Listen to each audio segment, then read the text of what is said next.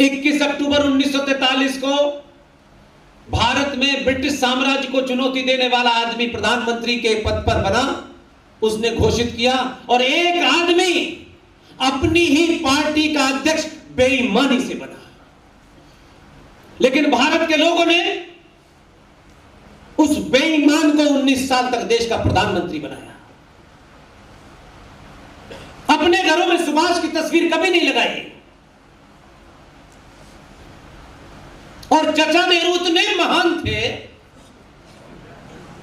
ये मैं इसलिए बताता हूं ताकि आज के बच्चे, आज की युवा पीढ़ी सच नहीं समझेगी और उसे सच नहीं बताएंगे। आप उस बच्चों पे ये तो आरोप लगा देते हैं, ये बच्चे सुनते नहीं हैं।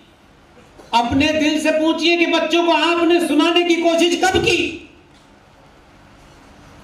आपने सच में बच्चों के साथ बहुत अत्याचार किया है। आपने कभी बैठ करके उनको सच बात नहीं बताई। आप अपनी इंटरप्रिटेशन को उनके ऊपर थोपना चाहते हैं। आप उनके सामने ये सत्य सामने रख दीजिए। मैं आज की युवा पीढ़ी से इतना ज्यादा आशान्वित हूं कि अगर एक बार उनको पता चल गया कि ये हुआ है, तथ्यों पे, सिर्फ भावनात्मक बातें करने से नहीं, डायलॉग बोलने से नहीं, इसी युवा पीढ़ी ने एक 62 साल के आदमी को युवा समझ के दिल्ली पहुंचा दिया है।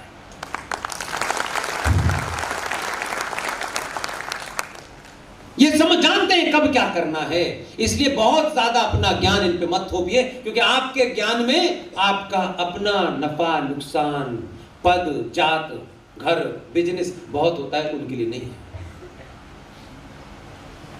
इसलिए सरदार पटेल ने उस सब के बावजूद भी जो 2 काम किए, इतना ह्यूमिलेशन बर्दाश्त के बावजूद भी, क्योंकि अगर यहां मैंने कहा आग लगी होगी तो आप रास्ता निकाल लेंगे, और ऐसे लोगों की ऊपर वाला मदद करता है। 370 किन हालातों में भारत के अंदर आई, इसलिए वो जिनकी औलादें आजकल कश्मीर में घूम रही हैं, जिनको पता अभी चला कि 1722 में उनके पूर्वज कौन ब्राह्मण थे, उन्हें भी पता चला। अभी तो हमने कहा 14 से शुरुआत हुई, अभी तो बहुतों को पता चलेगा किसके राजपूत है, किसके शर्मा है, किसके वर्मा है। ये अंदाजा ही नहीं है। और हमने उनको बताया कि भाई गलतफहमी का शिकार मत हो, हमको पता है कि तुम्हारा नाम भगवान दास था, तुमने उसे उर्दू में ट्रांसलेशन करके नूरे इलाही कर दिया। ओम प्रकाश से नूरे इलाही हुए और भगवान दास से गुलाम नबी हुए। नाम का ट्रांसलेशन भी वही किया, कुछ और, क्योंकि ज्ञान था नहीं तुम्हारे पास, क्योंकि ज्ञान तो तुम्हारा टखनों में है। उसके पूर्वज वो शेख अब्दुल्ला, जिसकी सरकार में श्यामा प्रसाद मुखर्जी की हत्या हुई, वो शेख अब्दुल्ला दिल्ली आया और एक ही मामला था, इनके पास पहुंचा, चचा के पास, इनको ज्ञान दिया। चचा को मालूम था कि ये बवाल मेरे सर का तो है नहीं, तो उन्होंने कहा मुझसे नहीं बात करो, अंबेडकर के पास जाओ, अंबेडकर को बताओ कि क्या मामला है तुम्हारा। अंबेडकर से उस शेख अब्दुल्ला ने 370 चाहिए, हमको ये चाहिए, हमको वो चाहिए, हमारा संविधान चाहिए, भारत का संविधान नहीं चाहिए, ये कानून नहीं, ये सब कुछ कहा। अंबेडकर के इस वाक्य को इस देश के नेताओं ने नहीं बताया। अंबेडकर इस देश के अंदर संविधान लिखने वाले और एक दलित नेता, इन दो से आगे किसी ने बढ़ाया नहीं। मैं आज भी 2022 में कहता हूं कि अंबेडकर से ईमानदार ज्यादा कोई था नहीं, कोई नहीं। इसलिए कि जब हम सरनेम देख करके बात करेंगे तो सच नहीं बोलते।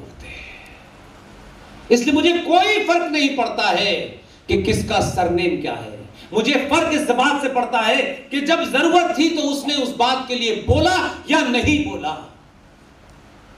आपने अगर अपने सामने कोई अनर्थ होते हुए देखा और आपने रिएक्शन नहीं दिया तो आप बहुत काबिल हैं, आप बहुत ज्ञानी हैं, इसका कोई महत्व नहीं है। अंबेडकर से जब उसने इतनी बातें की, ये भी चाहिए, ये भी चाहिए, ये भी चाहिए, अंबेडकर ने कहा बदले में भारत को क्या दोगे? तो उसने जैसे ही ये कहा कि देने के लिए अभी हमारे पास कुछ नहीं है, अंबेडकर ने कहा मैं भारत के साथ ये पाप नहीं होने दूंगा, मना कर दिया। फिर चचा के पास आया क्योंकि रिश्ता कश्मीर का था, चले गए, नाराज हो गए। और जब भी संकट आता है तो किसी ऐसे आदमी को काम सौंपा और भाग गए। सरदार पटेल से कह के गए कि देखो ये जो आर्टिकल 370 है इसके अंतरराष्ट्रीय डायमेंशंस हैं। अंग्रेजी बोलने वालों का ये होता है कि हम अंग्रेजी में वो गाली भी देते तो लोग समझता है कि तारीफ कर रहे हैं। हम इतने कुंठित और कॉलोनियल मानसिकता के हो चुके हैं। अंग्रेजी बोलने वाला ज्ञानी है, हिंदी बोलने वाला नहीं है। 14 के बाद ये परिभाषा बदली। अंबेडकर से निकल करके जब नेहरू के पास गए तो नेहरू ने यह काम सरदार पटेल को दिया कि सरदार साहब इस 370 के अंदर बहुत सारे अंतरराष्ट्रीय मामला हैं और मैं चाहता हूं कि मैं विदेश यात्रा पे जा रहा हूं, आप इसे पास करा दीजिएगा। सरदार पटेल का मुझे कहीं भी जिक्र नहीं मिलता कि उन्होंने लंबी लंबी भाषण दिए हो, लंबी लंबी बात कही। सरदार पटेल ने कहा ठीक है। शायद मुझे लगता है कि ऐसे लोगों को इस किस्म की अपॉर्चुनिटी मिली। आज मैं जब यहां खड़ा होता हूं और बोलता हूं और जब आप लोगों को देखता हूं तो मुझे लगता है कि अपॉर्चुनिटी जब समय पे आए तो पूरी ताकत से बोलना। सरदार पटेल ने यह वादा कर दिया कि आप जाएंगे 370 पास हो जाएंगे। सरदार पटेल ने अधिवेशन हुआ, पार्लियामेंट के अंदर डिबेट हुई, सब ये ज्यादातर लोग इसके खिलाफ थे, लेकिन सरदार पटेल कमाल के आदमी थे, बोलते रहे लगातार। नेहरू जी इसको पास कराना चाहते हैं, इसमें कुछ विदेशी बातों का मामला है, इसलिए यह बहुत जरूरी है। पूरे पार्लियामेंट के लोगों को उन्होंने बता दिया कि नेहरू जी चाहते हैं, इसे पास करना जरूरी है, आप इसे पास कर दें। संसद ने 370 पास कर दी। अब यहां से गुजराती का रोल शुरू हुआ। जैसे ही पास हुई, आप ये कोई जो मैं बातें आपसे कह रहा हूं, ये कोई ऐसा नहीं है कि मुझे सरदार जी बता के गए थे। सब अवेलेबल है, पढ़ते नहीं है, आर्काइव में जाइए पढ़िए। ये जितनी भी संविधान सभा की मीटिंगें हुई, ऐसे ही हॉल था, ऐसे ही संसद थी, 370 लोग थे उसमें, 300 या 400 लोग थे और हर बात पे डिबेट होती थी। फिर उसके बाद में ऐसे ही होता था। हमने पढ़े नहीं क्योंकि हमें सुनी सुनाई बातों का शौक है। सरदार पटेल ने जब 370 पास हो गई तो कहा खड़े होकर के, मैं आप सबका बड़ा धन्यवाद करता हूं कि आपने मेरा मान रख लिया। लेकिन मैं ये भी जानता हूं कि इस सदन में ज्यादातर लोग धारा 370 के हक में नहीं है। आपने मेरे कहने से ये मेरा मान रखा, मेरी बात मानी आपने। लेकिन जो आपकी नाराजगी है, जो इस सदन में सहमति नहीं है इसको लेकर के, मैं इतिहास में उसे भी दर्ज करना चाहता हूं। संविधान में धारा 370 जोड़ दी गई, लेकिन यह सरदार पटेल का ही खेल था। सरदार पटेल ने जब संविधान में लिखी गई तो उन्होंने कहा, यह लिख तो दी गई है कि यह संसद में पास हुई है, लेकिन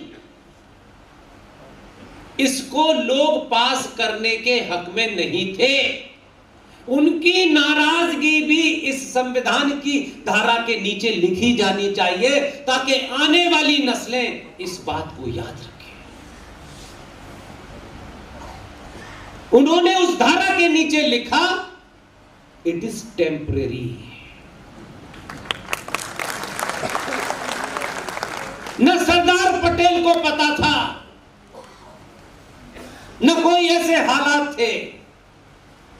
सरदार पटेल को यह शायद रहा होगा कि 2019 में गुजरात से 2 गुजराती जाएंगे और परमानेंटली हटा देंगे।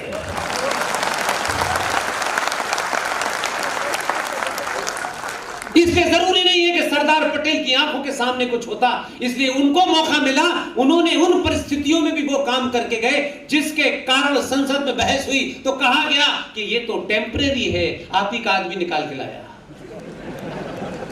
अब इसे हटा दे, ये तो टेम्परेरी है। और कमाल देखिए, इसलिए मैं बार बार राष्ट्र पे ज्यादा जोर देता हूं, देश पे नहीं देता।